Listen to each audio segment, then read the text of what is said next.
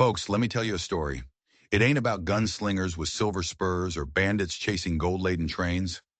Nah, this story's quieter than that, but it's a whole lot more dangerous. It starts with a woman walking out of a sunset, dust on her boots and a secret in her heart. Her name was Adelaide Wynne, and she was about to walk straight into a valley of ghosts.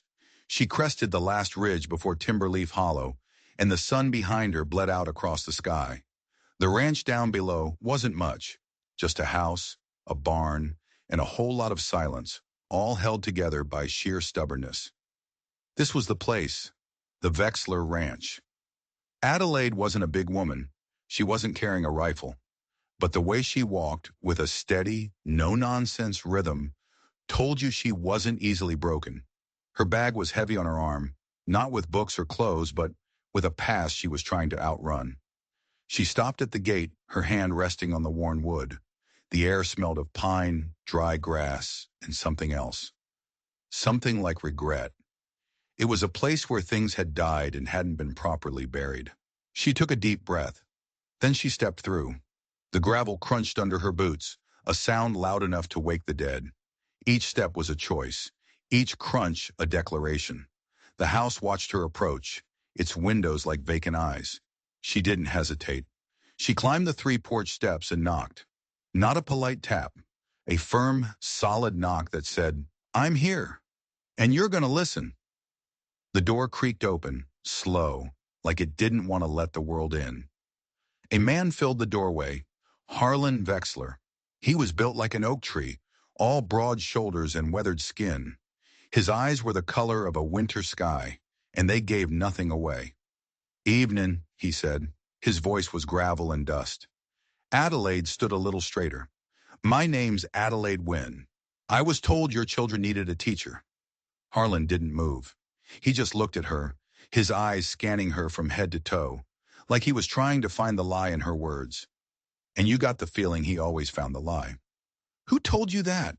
"A circuit preacher out of Mason Hill," she said, the lie tasting like ash in her mouth. There was no preacher.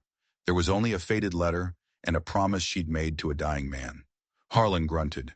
He didn't believe her, not for a second. And that's when she saw them. Behind him, hiding in the shadows of the doorway, were 2 children. A boy, maybe 9 years old, with his arms crossed tight against his chest, his face a perfect copy of his father's stony mask. And a little girl, no older than 7, clutching a dead flower like it was the only thing keeping her anchored to the world. Her eyes were huge, dark pools of silent knowing. They weren't just sad, they were haunted. Adelaide met Harlan's gaze again. "I don't ask for much," she said, her voice steady. "A roof, a place to teach, and the right not to be lied to." Something flickered in his eyes. Not surprise, respect. He stepped aside, just enough for her to pass. "One night," he said, "no promises." As Adelaide crossed the threshold, the air inside the house felt cold, still. It was the quiet of a place where laughter had been forgotten. The furniture was sparse, the hearth was cold, and a pair of tiny, worn-out boots sat by the door. Everything was in its place, but none of it felt alive. "You'll sleep there," Harlan grunted, pointing to a cot near the stove. She set her bag down. She didn't unpack. "You don't unpack when you know you might have to run before morning." She turned and looked at the children again. The boy, Emmett, stared right through her. The girl, Calla, just stared at the floor. But as Adelaide turned away, she saw something. Calla's little hand, the one not holding the flower, was tracing something in the dust on the floorboards. It wasn't a letter. It wasn't a shape. It was a crude drawing of a hangman's noose. The next morning, the sky was the color of a fresh bruise when Adelaide stepped outside. She wasn't going to wait for an invitation. She carried a warped piece of board she'd found by the shed and a nub of charcoal from the cold hearth. If they wouldn't give her a schoolhouse, she'd make one out of dirt and determination. She propped the board against the barn wall and began to write. A, B, C. The letters were bold, defiant. She drew a picture next to each one. An apple, a bird, a crooked cat. Her art wasn't pretty, but it was honest. It was real. She knew they were watching. From the corner of her eye, she saw a flicker in the house window. Calla. The little girl's face was pressed against the glass, her breath fogging it up. Adelaide pretended not to notice. She just kept writing, and then she began to speak. Her voice wasn't loud, but it was clear, cutting through the morning chill. Ashes for apple, she said, tapping the drawing. Red and round. Sometimes it's sweet, and sometimes it's tart, but it always has a core. She glanced at the window. Calla was still there, mesmerized. Then she saw the boy, Emmett. He was standing by the fence line, arms crossed, face like a thundercloud. He was pretending not to listen, but his whole body was angled toward her voice. He was listening. They were both listening. B is for bird, Adelaide continued. Not every bird sings, but every single one of them knows the way home. She kept going, letter by letter, weaving stories around each one. She wasn't just teaching the alphabet. She was trying to remind them of a world outside this silent, grieving ranch. She was throwing them a rope. By the time she reached Fazit, the sun was up, and her board was full, and the yard was empty. Calla was gone from the window. Emmett had vanished from the fence. For a moment, her heart sank. She'd failed. They'd retreated back into their silence. She sighed and began to wipe the board clean. But as her hand swept across the charcoal, she saw it. There, at the very bottom of the board, drawn in fresh, damp mud, was a single wobbly letter. The letter C. And beside it, not a cat or a cup, but a drawing of a key. Calla hadn't just been watching. She'd been answering. And Adelaide suddenly had a chilling thought. What if these weren't just lessons? What if this was a conversation? What if this little girl, who hadn't spoken a word, was trying to tell her something? What lock was she supposed to open? That afternoon there was work to be done. A storm had torn down a section of fence in the west field, and Harlan worked with a grim, silent focus. Adelaide didn't wait to be asked. She grabbed a pair of gloves and followed him out. She wasn't afraid of work. She pulled wire, dug post holes, and hammered staples until her arms ached. The silence between them was thick, but it was a working silence, a rhythm of shared labor. It was while she was stretching a line of barbed wire taut that her glove slipped. The barb bit deep into her palm, a sharp, searing pain. She hissed, dropping the tool. Blood welled up instantly, staining the leather of her glove a dark, ugly red. "I'm fine," she said through clenched teeth when Harlan looked over. She wasn't fine. The cut was deep. But she wasn't about to show weakness. Not here. Not now. She was trying to wrap a handkerchief around the wound when a shadow fell over her. It was Emmett. The boy stood there, his face as blank as ever. He held out a small folded piece of burlap. He didn't say a word, just held it out. Adelaide took it. Inside was a clean folded bandage and a small tin of salve that smelled of pine and herbs. It was the kind of thing a mother would make. "Thank you, Emmett," she said softly. He just grunted, turned, and walked away. But it was more than she'd gotten from his father. It was a crack in the wall of ice he'd built around himself. That night, the house was quiet again. Adelaide sat by the stove, her bandaged hand throbbing with a dull ache. The family ate their meal in the usual suffocating silence. But something was different. Calla kept glancing at Adelaide's hand, her brow furrowed with a worry that seemed too old for her small face.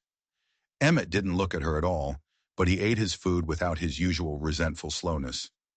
Later, as Adelaide was unrolling her bedding on the cot, she heard the soft pad of bare feet on the floor. Calla stood before her. The little girl held out a folded square of cloth. It was an old hand towel worn thin with washing, but it smelled faintly of lavender and wood smoke. It smelled like a memory. Calla placed the towel on the edge of Adelaide's cot, then turned and scurried back to her room without a sound. Adelaide picked it up. It was impossibly soft. She knew with a certainty that made her breath catch that this had belonged to their mother. This wasn't just a gift. It was a test. It was an offering. She held the towel to her cheek, and for the first time since she'd arrived, the house didn't feel empty. It felt waiting.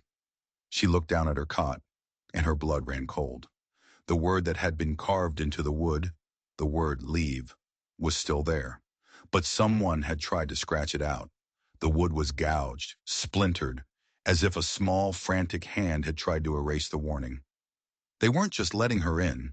They were trying to protect her. But from what? The quiet didn't last. It was a few days later, under a sky the color of hammered brass, that the riders came. 5 of them. They crested the ridge not like men, but like vultures circling something they already knew was dead. They moved with a lazy, predatory arrogance, dust trailing behind them like smoke from a hellfire. The man in the lead was big, with a sun-scorched face and a grin that didn't reach his eyes. His vest was lined with cartridges, and he sat his horse like he owned the whole damn world. The Butcher's Sons. You didn't have to know their name to know what they were. Trouble. The kind of trouble that ends with fire and blood. Harlan was already on the porch, rifle in his hand. He held it loosely, pointed at the ground. This wasn't a surprise to him. This was a conversation he'd had before. The lead rider tipped his hat. "Well now, Harlan," he drawled, his voice slick as snake oil. "Heard you were still playing king out here on this pile of dirt." "This is my land," Harlan said, his voice flat and hard as bedrock. "That it is," the man chuckled. He let his gaze drift over the barn, the house, and then it settled on Adelaide, who was standing by the woodshed, her heart hammering against her ribs. The man's grin widened. "Got yourself some new company, I see. Pretty thing." His eyes were foul. They stripped her bare, weighed her, and dismissed her in a single glance. "She's the children's teacher," Harlan said, taking a half step forward, putting himself between them. The man, Silas Kane, laughed, a short, ugly sound. "A teacher?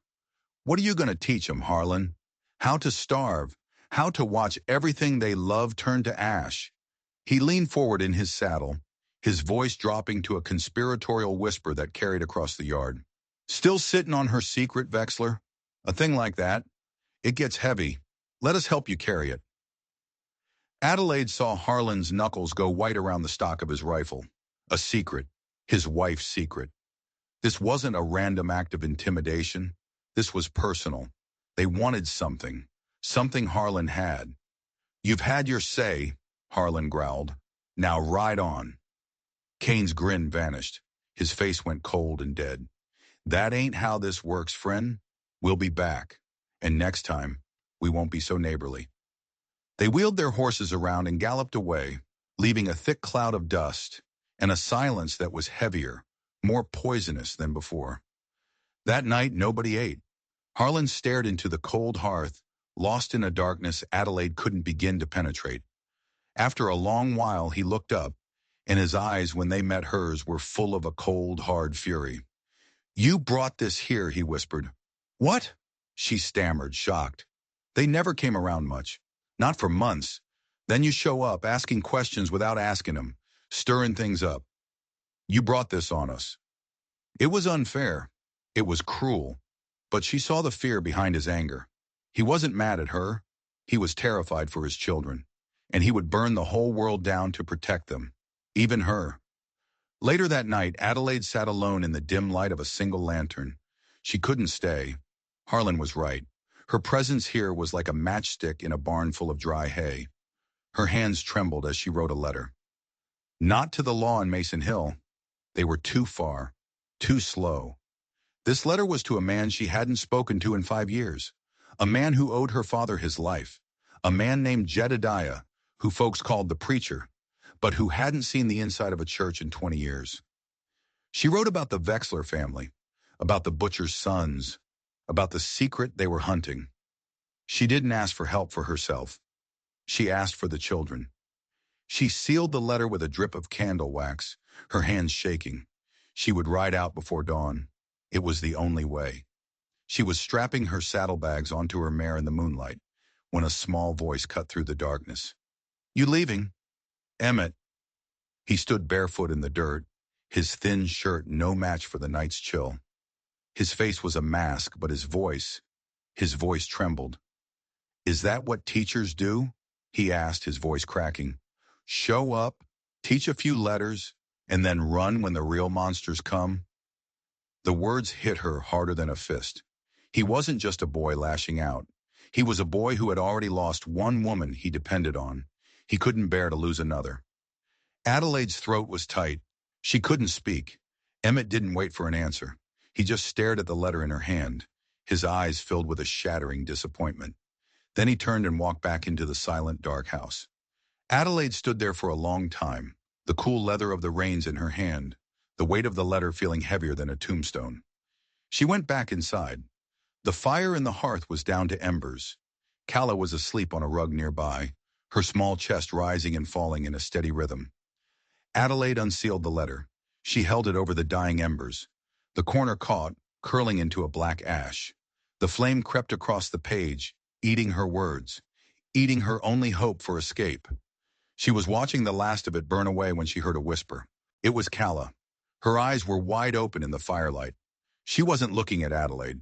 She was looking at the flames, and she was whispering a strange sing-song rhyme. The Tin Man lost his heart of gray. The weeping stone will show the way. Hide the key from the snake's cold eye. For the butcher's boys make mama cry. Adelaide froze, every muscle in her body going rigid. It wasn't a nursery rhyme. It was a riddle, a set of instructions, a warning left behind by the dead. And the last line, the butcher's boys make mama cry.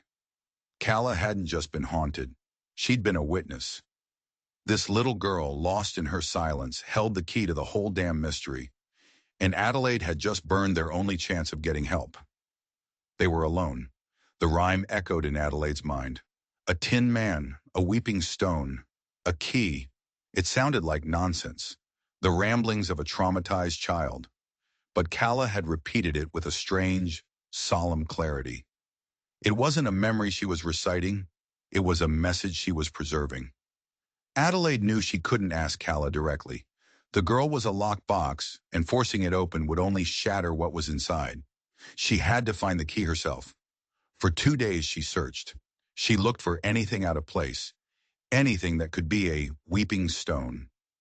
She walked the creek bed, examined the rock walls of the small canyon behind the house. Nothing. She felt Harlan's eyes on her, suspicious, wary. He was watching her every move, convinced she was the source of his troubles, not the solution. Her search for the Tin Man was just as fruitless. She checked every old can, every piece of rusted farm equipment. It was a fool's errand. She was chasing the ghost of a lullaby. Defeated, she retreated to the barn. The air inside was thick with the smell of hay and dust and time. She needed to think. She climbed the rickety ladder to the small loft above the tool shed, a place for forgotten things. Dust motes danced in the single beam of light slanting through a crack in the roof. Old burlap sacks were piled in a corner, stiff with age. She moved one aside and then another, and that's when she saw it. A small cedar crate, the wood cracked and gray, and inside it a tin box. The Tin Man. Her breath caught in her throat. The box wasn't locked, just held shut by a loop of rusted wire. Her fingers trembled as she undid it. Inside, nestled on a bed of dried lavender, were letters. Dozens of them, tied with a faded blue ribbon. The handwriting was elegant, looping. The ink was faded, smudged in places as if by tears. These were Lydia Vexler's letters. Calla's mother. She unfolded the top one. Tried teaching Emmett the difference between odd and even today. He kept asking why numbers had to be sorted at all. He has a rebel's heart. I pray the world doesn't try to break it. Another one. Calla won't sit still for a lesson, but hum a lullaby, and she'll trace out the whole alphabet in the dirt. She hears the music in the words. Adelaide's heart ached. This woman, this ghost, she wasn't just a mother. She was a teacher, just like her. She dug deeper. Tucked in the margins of the letters were sketches, lesson plans, ideas for games that taught arithmetic. And then she found it, a detailed drawing of a small one-room building with benches and a blackboard. It was a plan for a school, right here in Timberleaf Hollow. Lydia Vexler hadn't just been dreaming of teaching her own children. She was planning to teach all the children in the valley.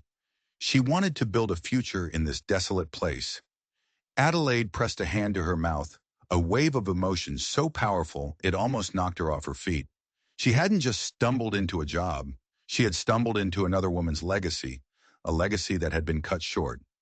She reached the last letter in the bundle. It was different from the others. The handwriting was rushed, frantic. He knows. SC knows about the silver. He thought I'd be his partner. He doesn't understand. It's not for us. It's for the children, for the school. I told him no. I saw the snake in his eyes.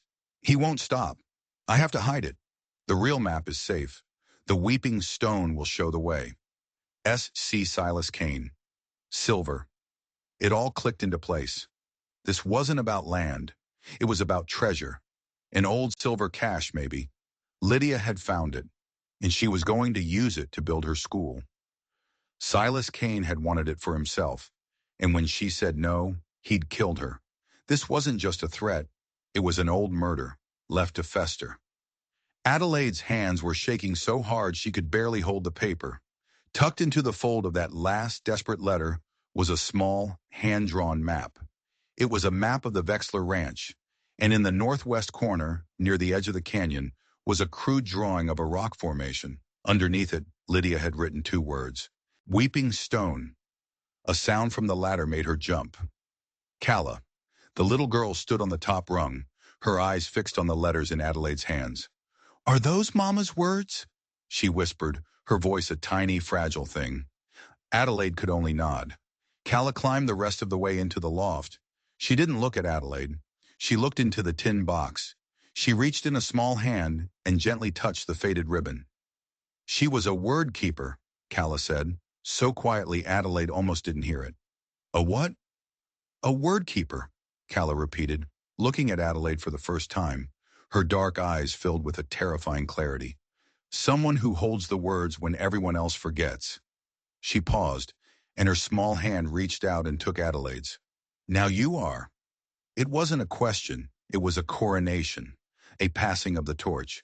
And Adelaide knew in that dusty, forgotten corner of the world that she couldn't run. She couldn't leave. She had been given a map, a mission, and the trust of a little girl who remembered everything.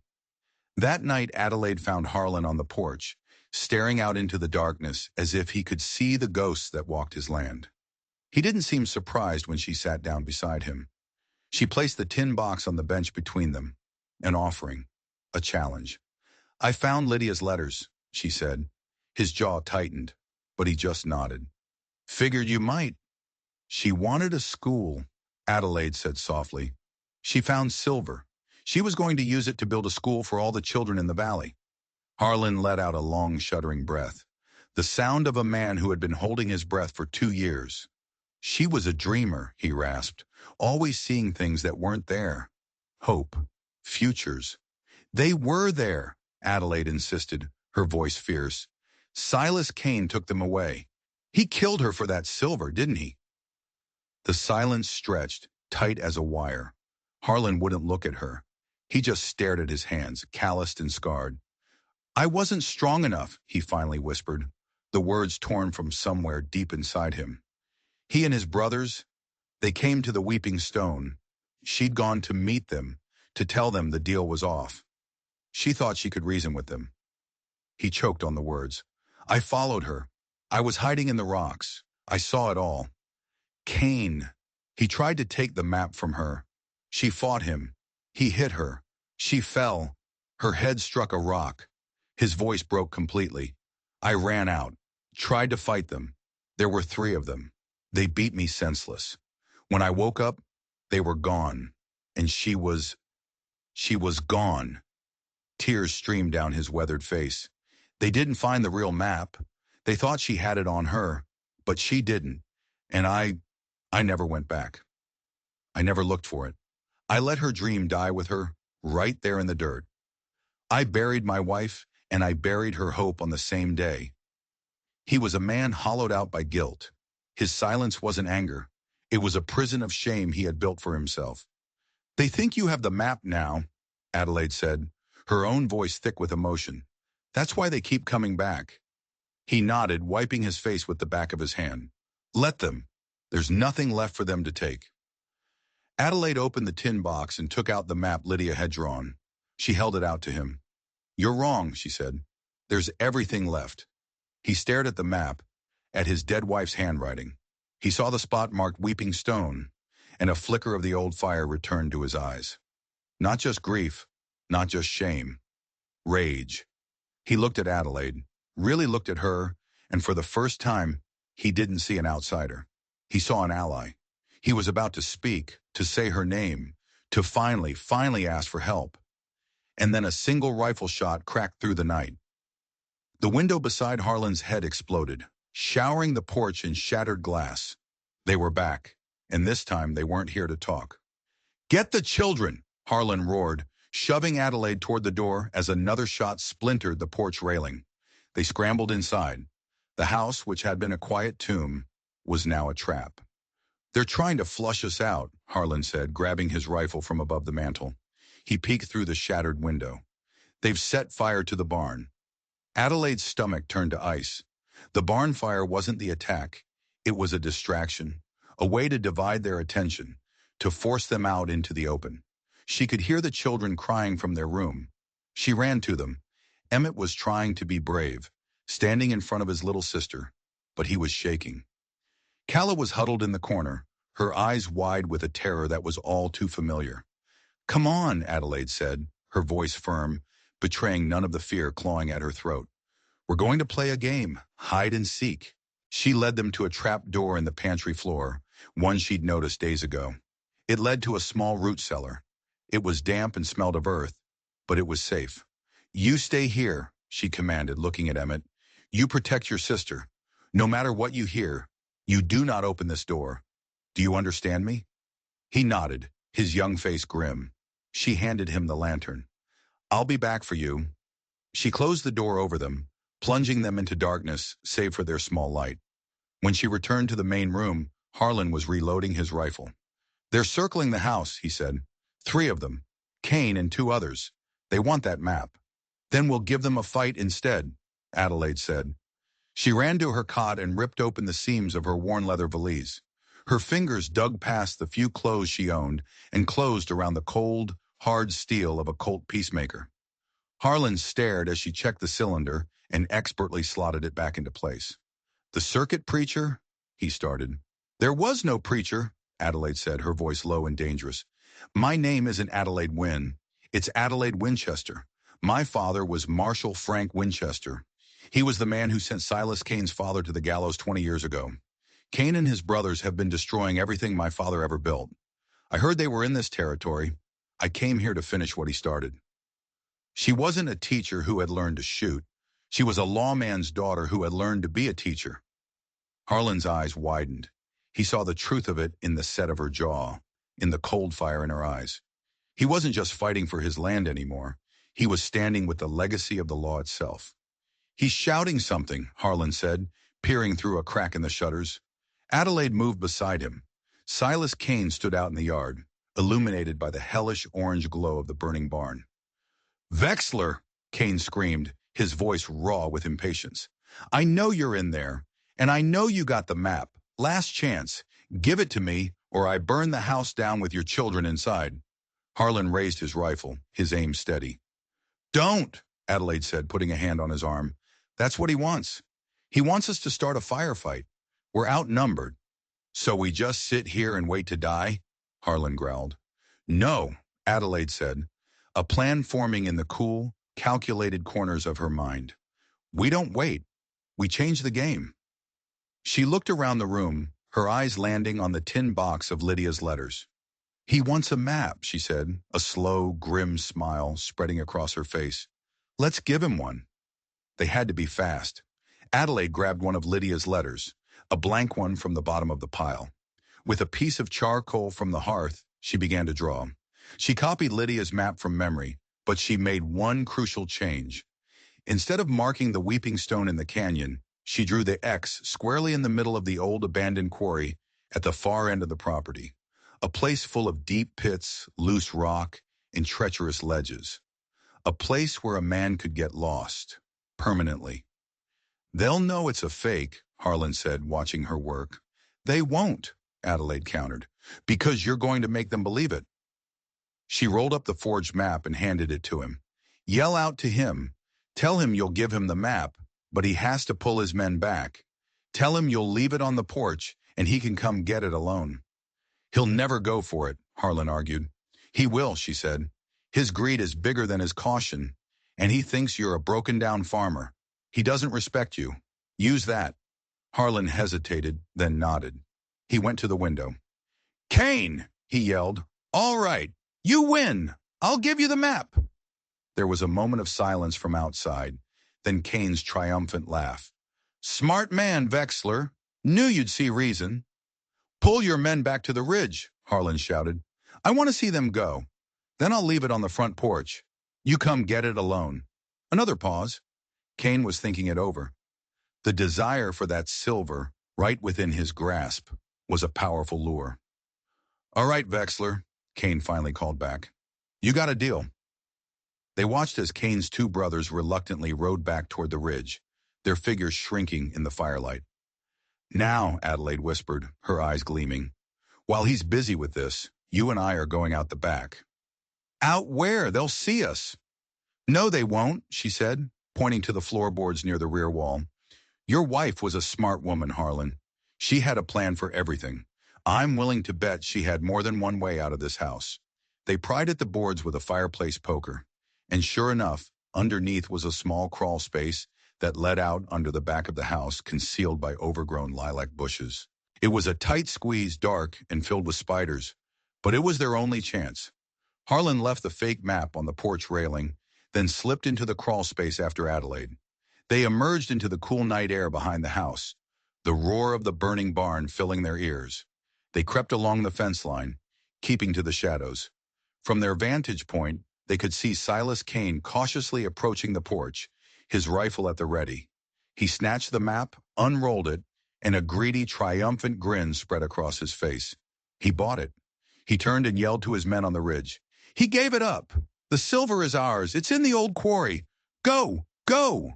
His two brothers whooped with victory and spurred their horses hard, galloping off toward the quarry, toward the trap. Kane watched them go, then turned his attention back to the house. The grin on his face turned cruel. He thought he had won. He thought the family was still cowering inside. He raised his rifle, intending to put a few rounds into the house for good measure, a final act of terror. He's not leaving, Harlan whispered.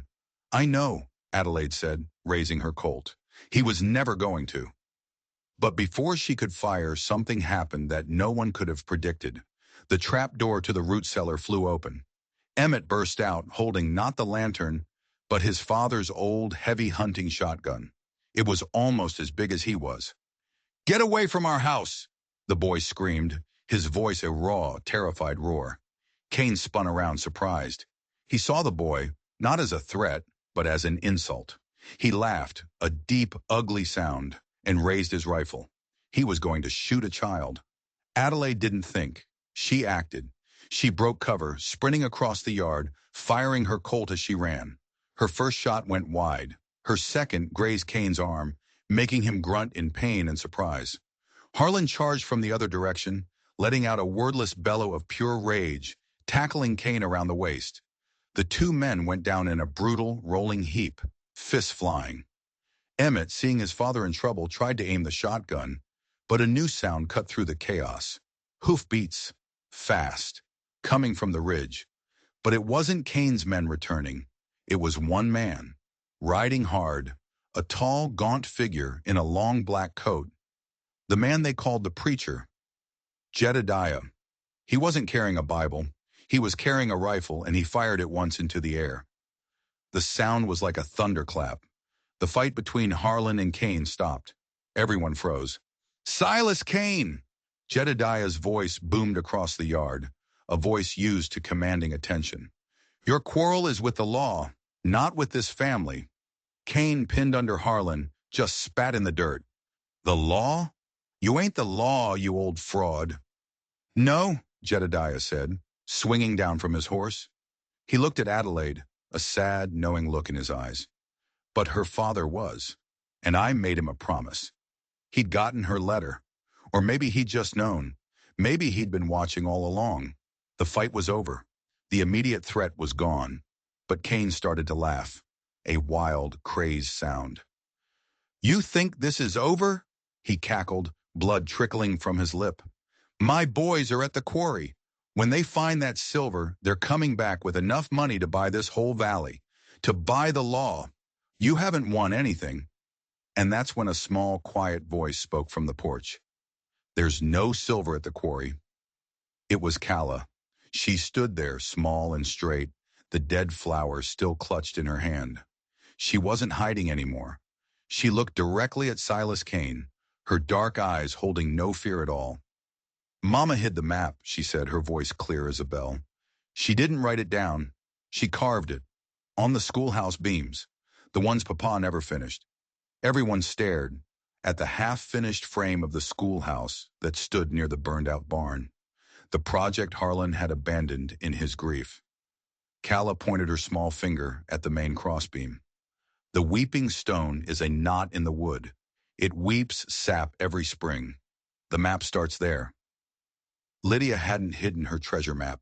She'd hidden it in plain sight, in the very foundation of her dream, a dream built on hope, protected by a child's memory. Silas Kane's face went slack with disbelief, then contorted in a mask of pure fury.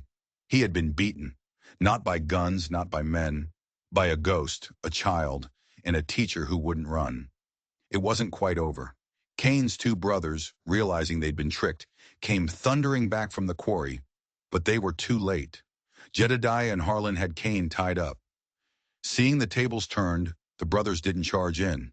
They hesitated on the ridge, then vanished into the darkness like the cowards they were. Justice, it turned out, had finally come to Timberleaf Hollow. In the weeks that followed, the hollow began to change. Jedediah stayed for a while, his presence a quiet reassurance. He helped Harlan and Adelaide make a formal claim on the silver Lydia had found. It wasn't a king's ransom, but it was enough. Enough for a new barn, enough for new fences, enough for a school. Harlan worked with a focus Adelaide had never seen before. He wasn't just building a schoolhouse anymore. He was building a monument to his wife. He followed the map Calla had revealed, and in a small dry cave behind the weeping stone, they found it. Several heavy leather sacks filled with old, tarnished silver coins. Lydia's dream buried in the earth. Emmett worked alongside his father. The boy had found his voice in that single defiant scream. The wall of ice around his heart had melted, replaced by a quiet strength. He still didn't smile much, but his eyes were clear. He was no longer a ghost in his own home. And Calla began to talk, first in whispers, then in sentences. She told Adelaide all of her mother's stories, reciting them from memory. She was, as she had said, a word keeper, and she had kept them safe. Word spread through the valley. A school was being built at the Vexler Ranch. A real one. One by one, other families started showing up. A rancher from down the creek offered to help Harlan with the roof.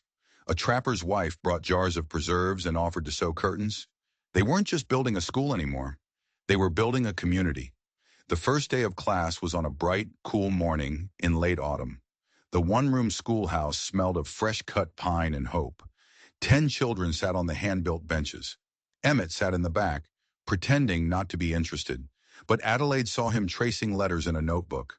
Calla sat right in the front row, her face bright with excitement. Adelaide stood before the new blackboard. She picked up a piece of chalk. She looked at the faces of the children, at Harlan standing proudly in the doorway, at the open door that let the sunlight stream in. She wrote the first words on the board. "Welcome to the Timberleaf School. All are welcome." That evening, the four of them sat on the porch. The new porch. The air was crisp and the stars were coming out. Harlan was quiet, but it was a comfortable silence now. A peaceful silence. He looked over at Adelaide, and for the first time, she saw him smile.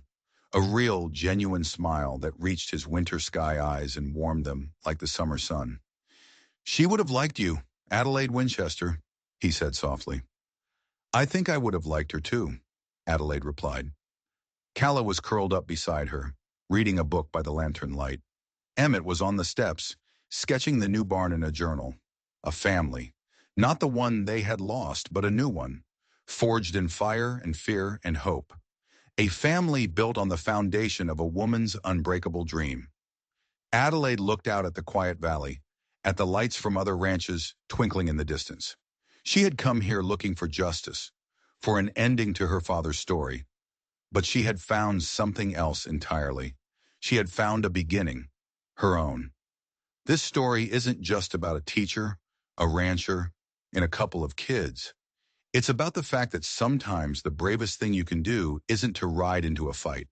It's to stay. It's to build something where there was nothing. It's to light a candle in the darkest corner of the world and guard that flame with everything you've got. They didn't just build a schoolhouse in Timberleaf Hollow. They built a future. They proved that a legacy isn't something you leave behind in a will. It's something you grow day by day with stubbornness and hope and a whole lot of heart. If you enjoyed this story and believe that the toughest frontiers are the ones we build inside ourselves, then you're in the right place. Hit that subscribe button because we've got a lot more tales from the heart of the wild to share. And let us know in the comments. What do you think is harder to face? An outlaw with a gun or a ghost from your past? We'll see you on the next one. Stay safe out there.